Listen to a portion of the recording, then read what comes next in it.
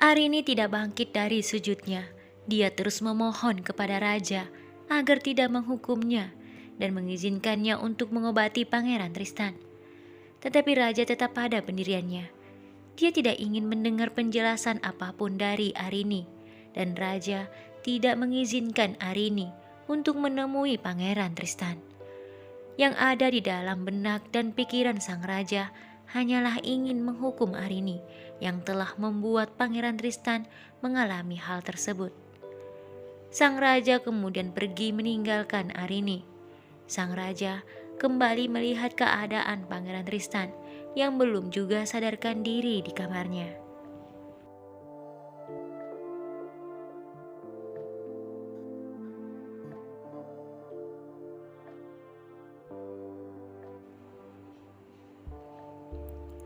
Hampir setiap saat ketika ada orang yang mengunjunginya, Arini selalu memohon agar ia dibebaskan untuk sementara waktu, karena dia ingin membantu kesembuhan pangeran. Tetapi tidak satupun orang yang mendengarkannya. Hari demi hari, Arini meratapi nasibnya di dalam ruangan yang sangat gelap itu. Tetapi Arini tidak pasrah begitu saja. Dia terus mencari cara bagaimana agar dia bisa membuat raja dan ratu memberinya kesempatan untuk menemui Pangeran Tristan dan juga mengobati Pangeran Tristan. Sementara Julia terus tersenyum dalam hati. Dia merasakan kebahagiaan atas apa yang telah terjadi dengan Arini. Penderitaan yang dialami oleh Arini merupakan kebahagiaan terbesar bagi Julia.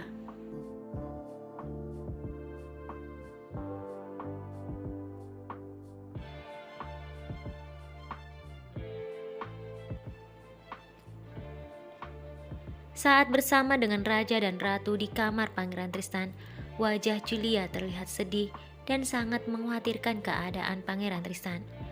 Namun sangat berbeda ketika Julia sedang sendiri di kamarnya. Julia tersenyum, bahkan terkadang tertawa merasakan kemenangan atas Arini yang menurutnya telah merebut Pangeran Tristan darinya. Julia begitu yakin bahwa raja dan ratu tidak akan membiarkan Arini hidup karena telah mencelakai anak mereka, yaitu sang pangeran. Suatu hari raja melihat kondisi Pangeran Tristan yang belum mengalami perubahan.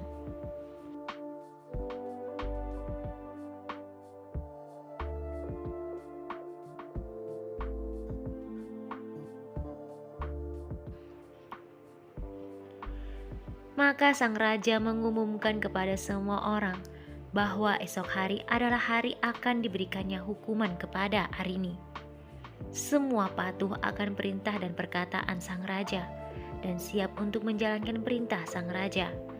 Arini yang mengetahui kabar tentang hal itu membuatnya semakin bersedih. Ya Tuhan, apa yang harus aku lakukan sekarang? Bagaimana caranya agar aku bisa membantu pangeran sembuh? Sementara besok aku akan dihukum, kata Arini sambil menangis. Suatu hari, sang raja menemui Arini dan menyampaikan kepada Arini bahwa Arini harus bersiap untuk menerima hukumannya besok malam.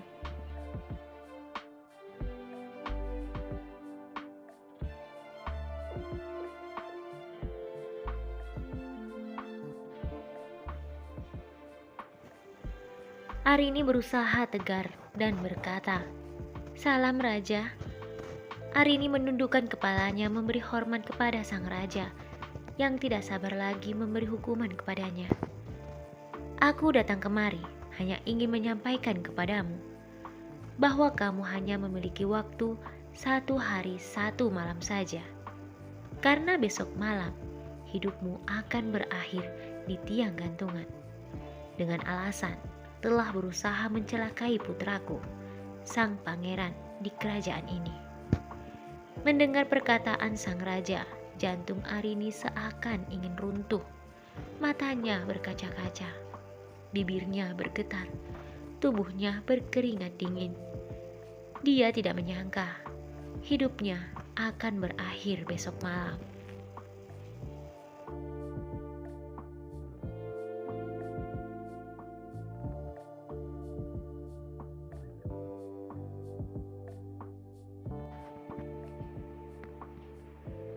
Meskipun dia berusaha untuk menjelaskan kepada semua orang tentang kejadian yang dialami dengan Pangeran Tristan, namun sepertinya semua orang menutup telinga dan mata mereka.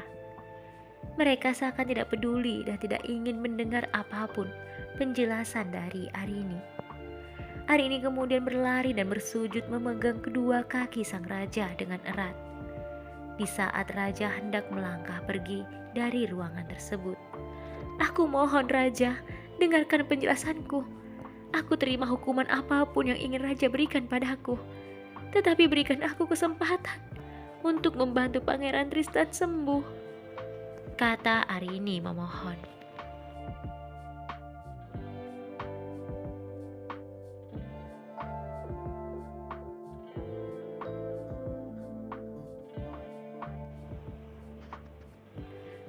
Sang raja terlihat kaget dengan apa yang dilakukan oleh Arini. Arini kembali berkata, "Jika memang waktuku hanya 1 hari 1 malam, maka izinkan aku untuk melakukan sesuatu dengan waktu yang singkat itu untuk Pangeran Tristan Raja. Setelah itu, aku siap untuk dihukum gantung." Sang raja terdiam mendengar permintaan Arini.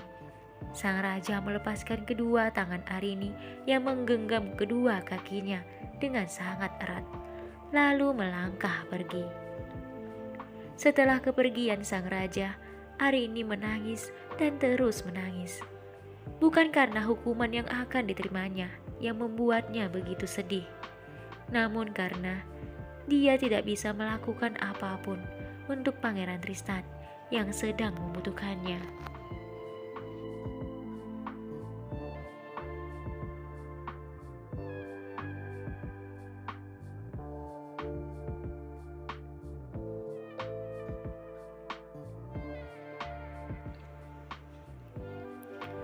Sementara sang raja yang terlihat gelisah di kamarnya berjalan ke sana kemari, membuat sang ratu menjadi bingung.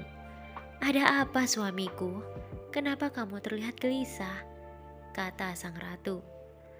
"Gadis itu meminta padaku untuk memberinya kesempatan di sisa waktu hidupnya untuk mengobati putra kita," jawab sang raja.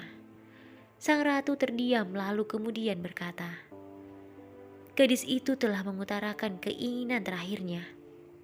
Maka izinkanlah, kabulkanlah permohonannya itu suamiku. Berikan dia kesempatan untuk mengobati putra kita. Karena selama ini, kita sudah melakukan berbagai macam cara untuk membuat anak kita sadar kembali. Namun hal itu tidak berhasil. Kita tidak pernah tahu apa yang gadis itu bisa lakukan untuk mengobati putra kita," kata sang ratu.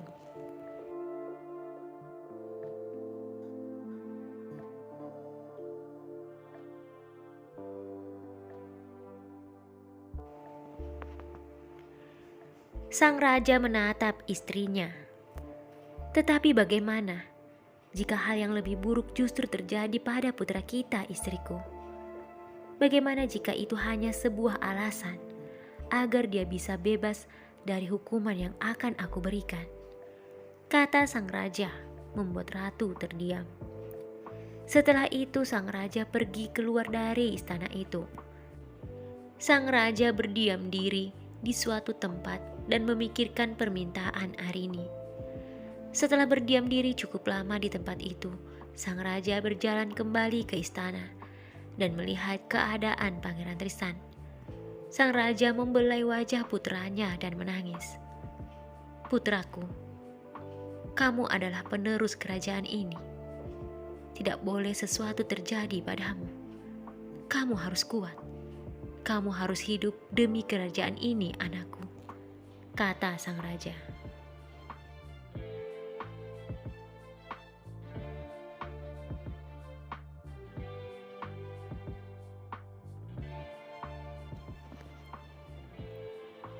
Setelah itu sang raja keluar dan memerintahkan kepada beberapa penjaga untuk melepaskan Arini dan membawa Arini ke hadapannya. Para penjaga melaksanakan perintah sang raja dengan cepat. Arini yang tampak begitu sedih berdiri ketika melihat beberapa penjaga masuk menemuinya. Tetapi kali ini Arini terlihat biasa-biasa saja. Karena hal itu biasa terjadi, penjaga seringkali datang untuk memberinya makan, atau hanya sekedar memeriksa keadaannya. Para penjaga kemudian memerintahkan Arini untuk ikut bersama dengan mereka. Masing-masing penjaga berdiri di samping Arini, sambil memegang kedua tangan Arini.